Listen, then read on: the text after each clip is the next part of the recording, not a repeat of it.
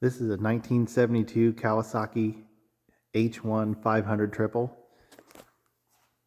And I got this from a friend of mine that I race vintage motocross with.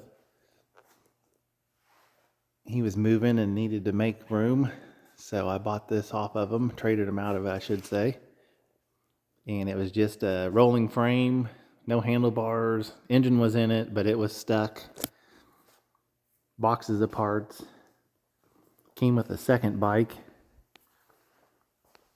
And they were born probably the same week, I would say, because they're only about 35 or 40 numbers apart on the VIN number, which was kind of unusual. But this one had to get everything. I rebuilt the crankshaft on it. I bored the cylinders. I rechambered the heads to run on modern gas, put a squish band in it to help with detonation. Chains, sprockets, cables, seat cover. Repainted every single thing on it.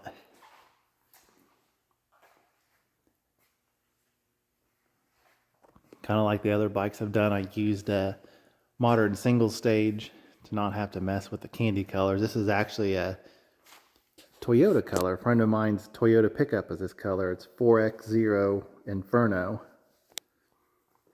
And it's a pearl orange. And it is a lot like the original. And the sad thing about this thing is it was set outside or in a barn for a long time, but it legitimately only had 1,700 miles. I've got the original front tire off of it that reflects that. And there was some rash and crash damage on it. I'd say more than likely, just like most of these bikes, it got away from somebody, they crashed it, and they barked it.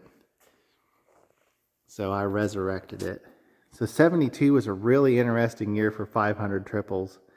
It's the only year of these that has points ignition. 69 through 71 had electronic, 73 on up had electronic, but this year they had points. And I guess they were having some issues with the first generation electronics, so they went back to points. And then the next year got the same system that the H2 in 1972 had. It's also the first year that it came with a hydraulic steering dampener, but it also retained the standard manual dampener, which you would crank down, and there's a little set of clutch plates down here that it would squeeze down to add friction to. It's also the very first year that you could get a disc brake on it.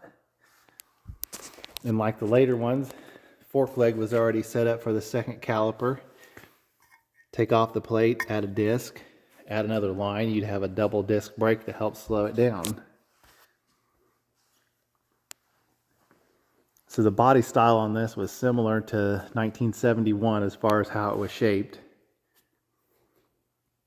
The front fender and gas tank and side panels are similar to the H2, but it retained the rear fender style of the early ones, where the H2 had the neat little tail, but it still has the little kick up on the seat.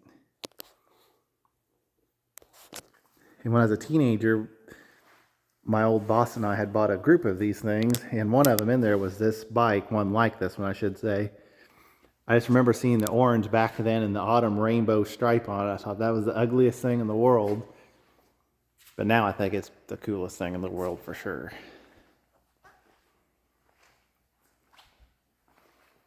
So it's basically done. I'm waiting on one part to take it for a test ride. It's just the vacuum diaphragm for the petcock. But it should be here soon. I have the stock airbox for it yet. I'm going to leave it off for now. I always like the pods. It's got the stock pipes. They're in okay shape. Little rash from that crash I had told you about. But the left hand one on the inside, the guts have come apart. So found a set of period correct Bill Wurgis chambers. He did all the R&D for Kawasaki on the early two strokes. And you would have bought his pipes through them. And they work pretty good. Put those on later, and I'll do another video of it running later on. So I'm headed to Sedalia tomorrow, the wife and I. We're going to put this in a motorcycle show there. It's predominantly a Harley Davidson show, so we'll give them something good to look at. Haha. And then I'm also going to take the 79 CBX and then my wife's little Honda Z50R that she got brand new for Christmas in 1981.